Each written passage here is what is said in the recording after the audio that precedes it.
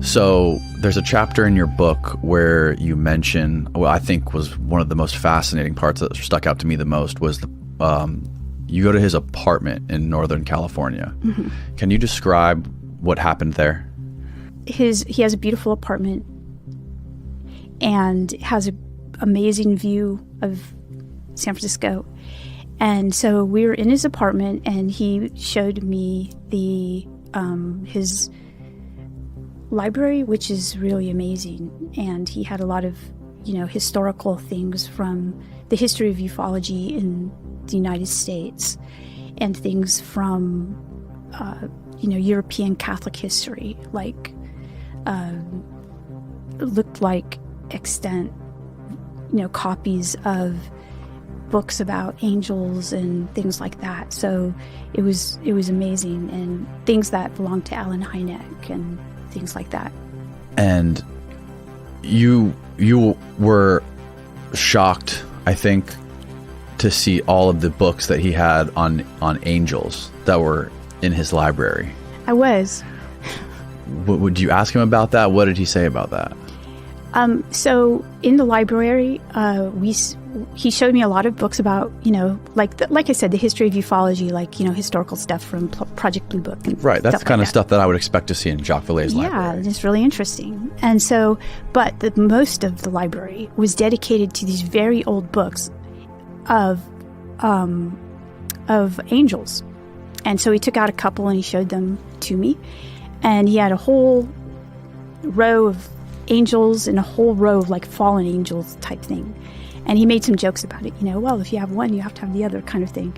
And he gave you a book at the end of your meeting with him that day? What was this book? Okay, so... book on the devil? Right? Well, it was a history of Satan. Okay. And it was done by these Carmelite nuns. And so he gave me the book and he said, you should try to acquire this book. It's really good. And I looked at it, and then the paging on it was really interesting. It was the last page was 666. So he laughed and said they had a sense of humor, And so, yeah, that was, at the time I was really shocked by that. And thought it was, what? So it took me a while to actually talk to him about it, because I thought, how do you ask somebody about this, right? So I did ask him, and he said that, and he's right. So the way we see, he was basically suggesting it because of the ways in which, how the ways in which the UFO are made to look kind of a certain way, but when you look into it, they look different. And the same way with religious traditions, like Teresa of Avila's experience with the little angel. If you look at pictures and paintings from that and the statue of that, it looks very different than the primary source material.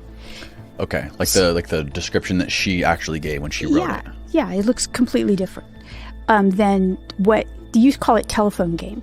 Right? Yeah, so there's telephone game in texts too, right? Okay. And in representations of spiritual experiences. So basically he was saying that if you look at the history of this person, not person, with this being, that it's going to look completely different. And the people that did the best biography are these Carmelite nuns who had access to all of the primary source material.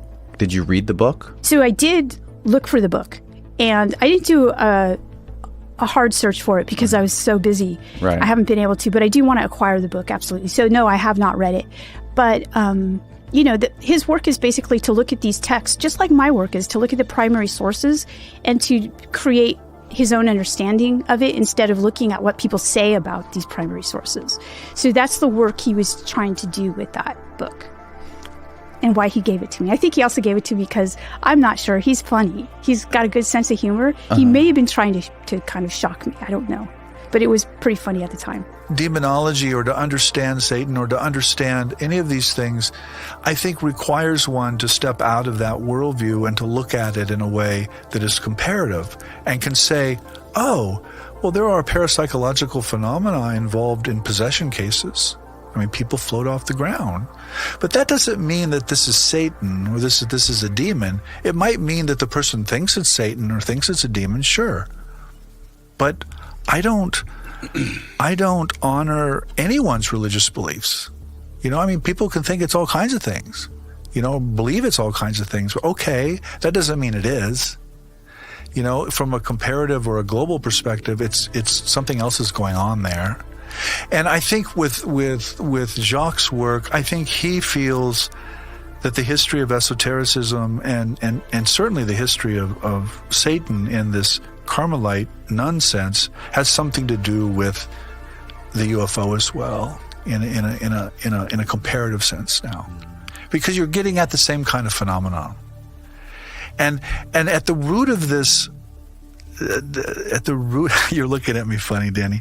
At the root of this conviction is that human beings have a capacity to experience God or reality as it really is. There's a kind of direct link there, but there's also sometimes when they have these experiences, this science fiction movie goes off and they experience demons or angels or deities, or spacemen or aliens or visitors or whatever.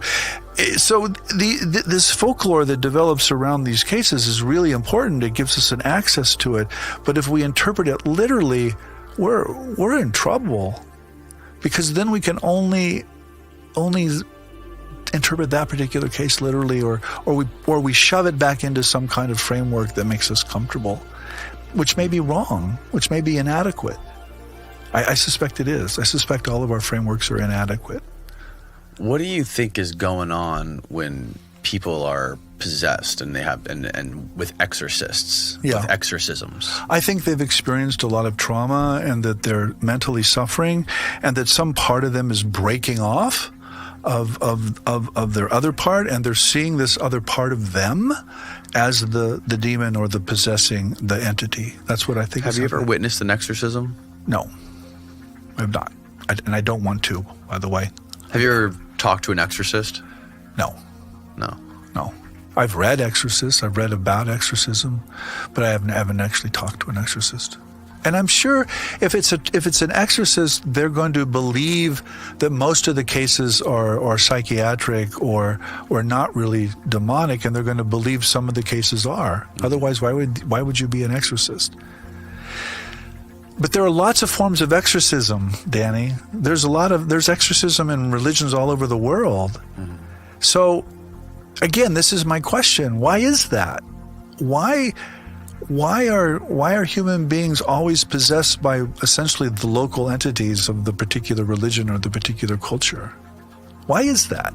Well, that to me is a really good question.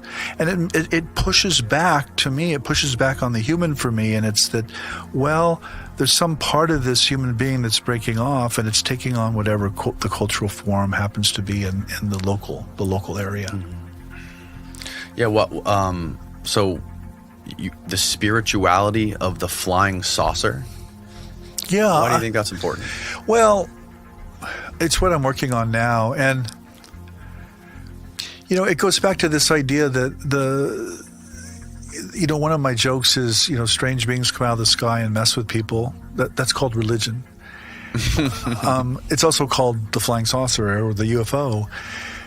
I think if you look at people's encounters with flying saucers or UFOs, there's a kind of transcendence there. There's a kind of awe and inspiration there. And by transcendence, I mean they can't really be explained by our social location, by society, or even by nature, which is what science wants to do, by the way. It wants to build a model of the UFO that's based on the mathematics and principles of material science. And I think that's mistaken. I think the saucer appears to human beings as not part of this world, but yet a part of this world. So it appears at a particular moment in time, at a particular crisis point, a transition point, but it also talks about a world that is not society, is not the world, is not the place of the person.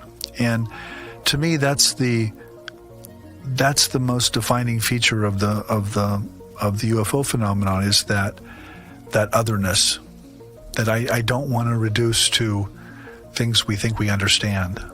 The Anunnaki come from the Sumerian and Babylonian texts. Those texts came from when? Like 3000 BC. 3000 BC. Yeah, like this is the oldest text that exists in the world. Like there's nothing older than Sumerian text. I mean, there's stories that predate these texts, but they're not written down. This is Sumer is the first place where we get written text. And they're in cuneiform and Akkadian, and they write about these Anunnaki. And there's this group of gods that, and sometimes they're in the underworld, and some stories they're in the heavens. Depends on what story you're looking at. Mm-hmm. Most of the time, it's the underworld gods, which is a misconception. People think that these are coming from above, but most of the texts describe them as in the underworld. Mm-hmm. But there are some texts that do describe them coming from the heavens, so that there is some credibility there. But they get lumped in with the Nephilim because the Nephilim are also described as these. Oh, these are the tablets. Those are the old ancient Sumerian tablets. Yeah. Wow. They're from like 3000, 2000 BC, somewhere in between, 2500 BC. Yeah, super old. Now check this out, right? So the Nephilim are these like fallen gods. Sometimes they're called giants because Nephil can mean giant in Greek, but Nephil also can mean to fall. So depending on how you read it, it could be fallen ones or giants. And there's two different translations for that. In some texts, they're the fallen ones. In some texts, they're the giants. Or maybe they're both. Maybe that's a pun. You never know. But they get lumped in with the Anunnaki because the story is very similar as the Anunnaki, in the sense that there are stories of Anunnaki being cast out from the presence of Enlil.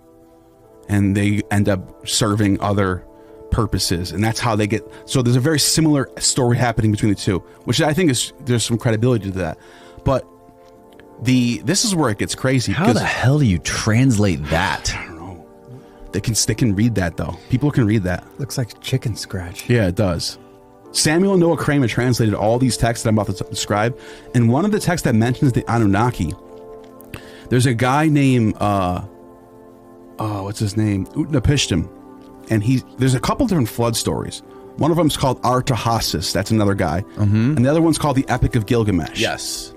And this guy, so depending on which story you're getting at, the guy whoever's in the flood story, he survives a flood that's... Gilgamesh, I think it is. Well, Gilgamesh, that's the name of the story, but the guy's name is Artahasis, who survives the flood. Okay.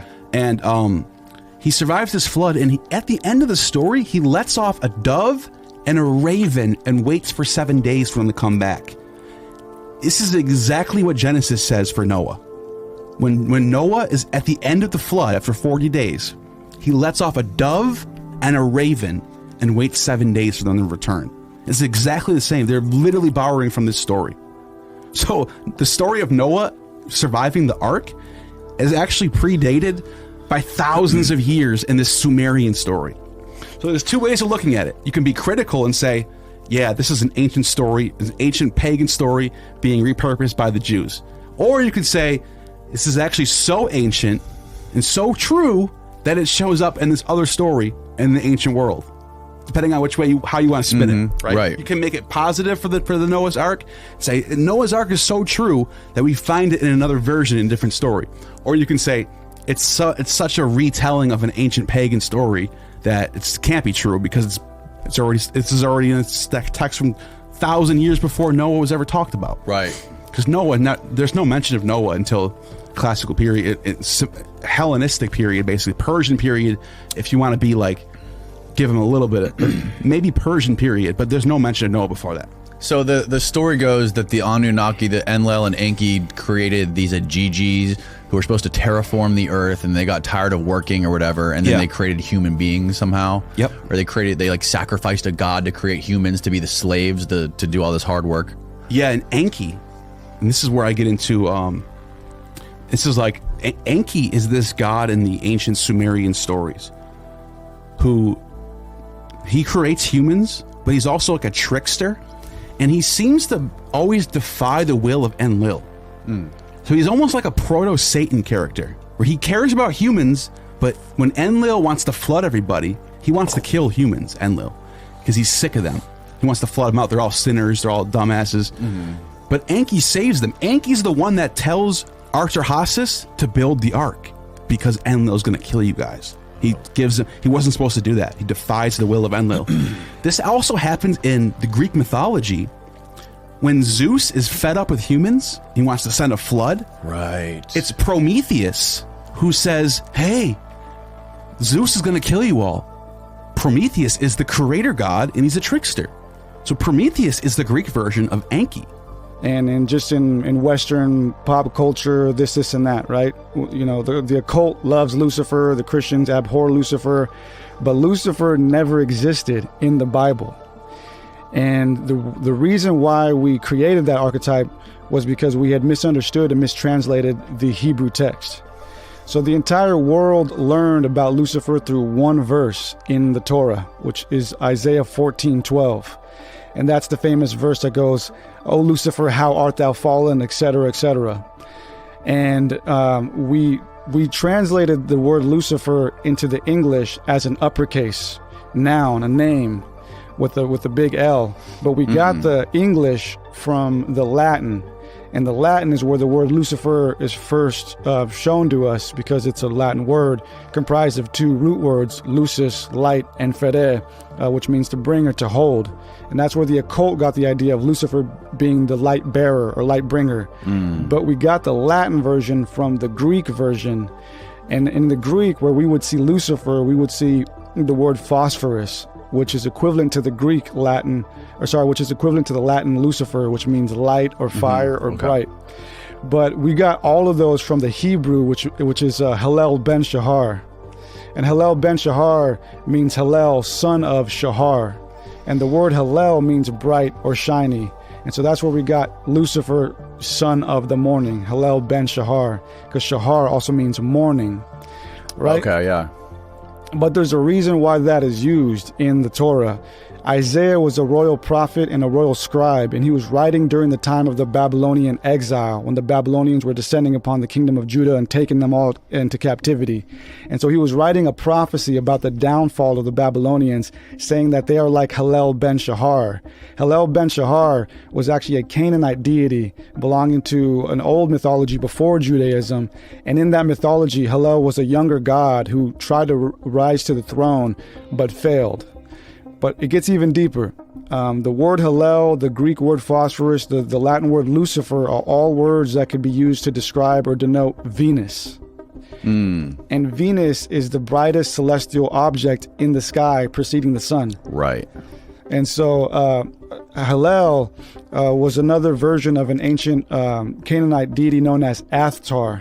And Athtar was a male rendition of the female Astarte, who was also Ishtar, who was also Inanna. And all of these goddesses were also represented by the star or the symbol of Venus. And so Isaiah was prophetically and poetically saying that the Babylonians are like Venus, they are like Hillel. They think they are something bright and shiny, but they will soon be overshadowed by God or the sun. The sun, yeah. So that's what he was really saying. So the early Christians kind of looked at this and were like, oh, wow, like he's talking about some person named Lucifer. But we totally just took that and ran with it and exaggerated it. And so there never was a Lucifer. And so we took that, ran with it. And primarily, Oregon... So we said there never was a Lucifer. Well, they mentioned Lucifer and the L wasn't capitalized, meaning it wasn't a person? Yeah. So it was a symbol? Well, Lucifer is a Latin word, and it was the translation of Hillel ben Shahar. So there never was a Lucifer character. And when I say there never was a Lucifer character, what I mean is there was never this right-hand angel that was the leader of some choir who rebelled against God and then was cast down to earth. That's the whole Lucifer mythos. That was put together over hundreds of years by Christians, but it all started with the mistranslation of what Isaiah was saying. Oh, okay. So Hillel ben Shahar was the source of what we created. Yeah. And it's kind of like, okay, so what? But the reason that's important is because if you break down what Isaiah was doing, then it kind of opens up a whole other discussion. Because what he was doing was he was referencing even older Canaanite mythologies. And this is what this whole Anunnaki thing is based off of. The whole Anunnaki thing is based off of the fact that Judaism, which is basically the first Abrahamic religion, is all based off of the Anunnaki tales. And I can give you an even crazier example.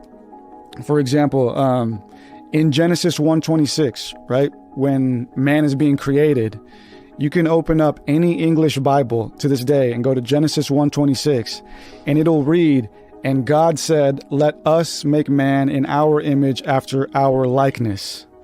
And there is plurality there.